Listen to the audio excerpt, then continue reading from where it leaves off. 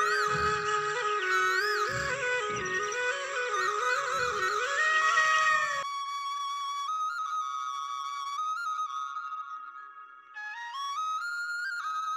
दीदी, बैठो।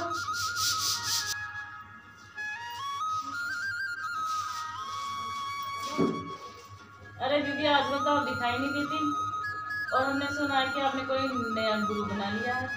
हमने सुना है वो जेल में बंद है आपके गुरु जी। जेल? अरे बहन, जेल में जाने वाला हर व्यक्ति चोर, बदमाश और कुकर्मी नहीं होते।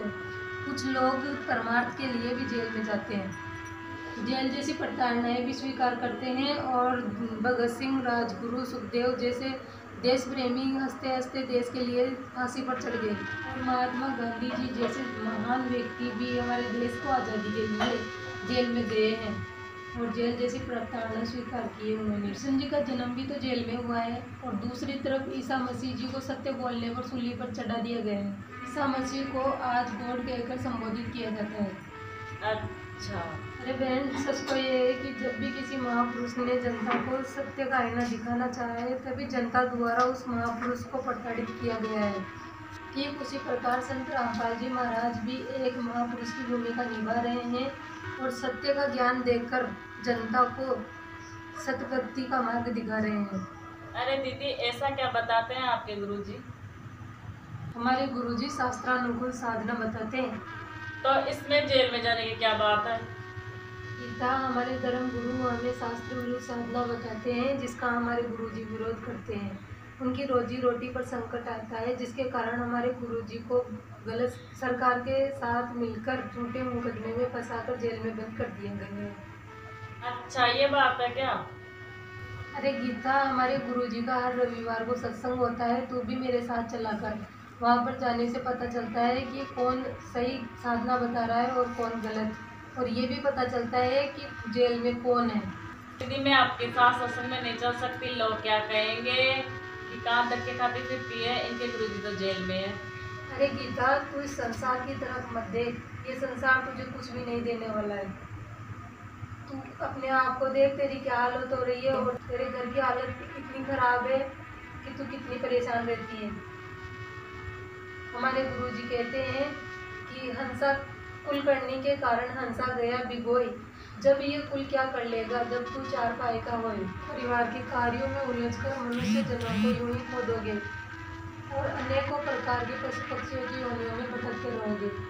आपको सत्यमुक्ति का ज्ञान नहीं होगा और आपके मोक्ष भी नहीं होगा। जी, मैं आपके साथ सत्संग में तो नहीं चल सकती, लेकिन आप मेरे को ऐसा कुछ बता दो ताकि मैं घर पे सत्संग सुन लूँगी दीदी। अच्छा ठीक है, तो मेरे साथ सत्संग में नहीं चल सकती तो कोई दिक्कत नहीं है, लेकिन हमारे गुरुजी का साधना चैनल पर सत्संग आता है 7:30 बजे, तो वो सुन लेना। और उसमें एक पीली पट्टी पर नंबर दिए हुए हैं, अगर तू चाहे तो उन पर संपर्क करके तू पुस्तक भी मंगवा सकती है। दीदी, मैं आपके गुरुजी का सत्संग देखूंगी एक बार जरूर।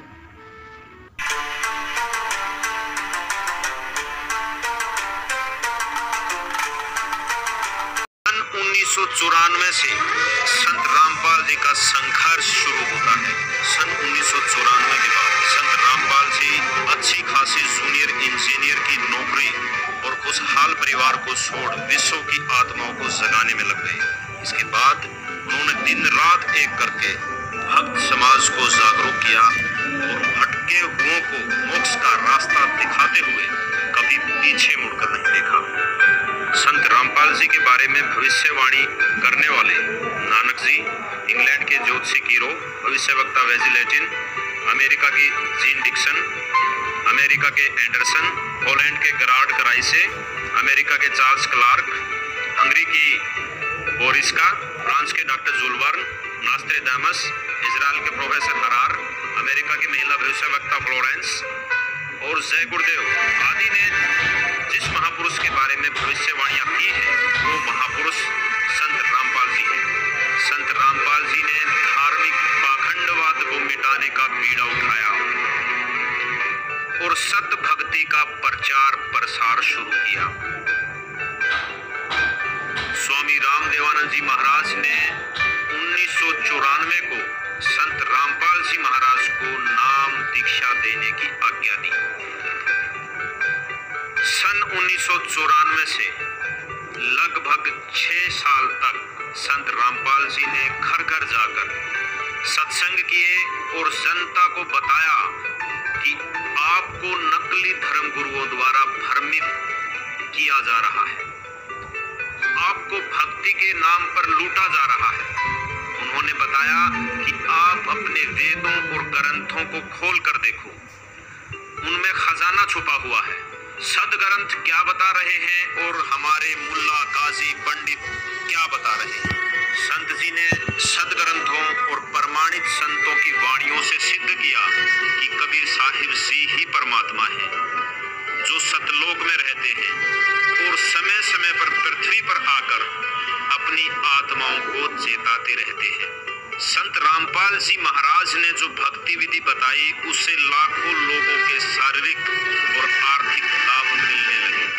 जब से संत रामपाल जी महाराज जी से नाम उपदेश लिया हूँ, तो साधना करते करते अभी मेरा जो HIV एड्स है वो तो बिल्कुल तरह से ठीक हो चुका है, मुझे कोई तकलीफ नहीं है। कैंसर की बीमारी ठीक 2 दिन के बाद होश आया था, तो ये रिपोर्ट है मेरा। ऐसा पूरा ये सर फटा हुआ है 3 तरफ से, परमात्मा ही इलाज करते हैं और परमात्मा ने ही ठीक किया, जिससे श्रद्धालुओं की संख्या जल्दी ही लाखों में हो गई। लेकिन जब नकली धर्मगुरुओं ने देखा कि उनकी दुकानें बंद हो रही हैं, तो उन्होंने संत रामपाल जी को बदनाम करना शुरू कर दिया। आसपास की जनता को गुमराह करने लगे। आर्य समाज का इसमें मुख्य हाथ था, क्योंकि संत रामपाल जी ने आर्य समाज की पुस्तक सत्यार्थ प्रकाश को वेदों से तुलना करके उसको झूठा साबित कर दिया। आर्य समाज के नकली आचार्यों ने लोगों को भ्रमित करके सतलोक आश्रम करोथा पर हमला कर दिया। ये वाकया सन 2006 का है।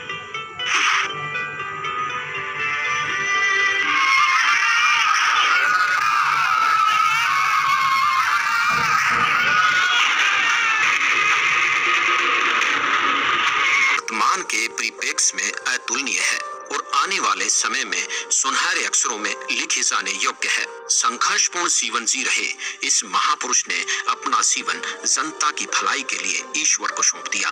वर्तमान में ये महान संत सच्चाई की राह पर चलते हुए कठिन संघर्ष कर रहे हैं। वे सामाजिक व आध्यात्मिक मार्ग दोनों में ही संघर्ष कर रहे हैं, जिससे मानव समाज का भला भी होगा और मोक्ष भी। वो महान संत जगत गुरु तत्वदर्शी संत रामपाल जी महाराज हैं। रेल नहीं रुकती और वो गधा मर जाता है। इसी प्रकार जो इस तत्व ज्ञान को रोकने का प्रयास करेगा, वो अंधे गधे के समान होगा, जो अपना ही नाश करवा बैठेगा। आज संत रामपाल जी महाराज जी का सच्चा ज्ञान आसमान छू रहा है और दिन प्रतिदिन उनका ये तत्व ज्ञान विश्व में बहुत तेजी से फैल रहा है, जिसे रोकना मुश्किल ही नहीं नामुमकिन है। आज उनका संघर्ष फल रहा है और विश्व भर के लोग उनसे जुड़ रहे हैं तथा उनका मानव समाज के कल्याण का मिशन सफल हो रहा है। आज कबीर परमेश्वर की असीम दया से विश्व में 500 से अधिक नाम दीक्षा केंद्रों पर संत रामपाल जी महाराज से नाम दीक्षा ग्रहण करने की सुविधा उपलब्ध है। इसलिए पूरे विश्व के भाई बहनों से हमारा आग्रह है कि संत रामपाल जी द्वारा दिए गए तत्व ज्ञान को ध्यान पूर्वक सुने, समझे और उनसे नाम दीक्षा लेकर अपना मानव जीवन सफल बनाए। सत साहिब। अगर आप भी जीने की राह पुस्तक निःशुल्क मंगवाना चाहते हैं तो डिस्क्रिप्शन में एक बार में उसे भरें।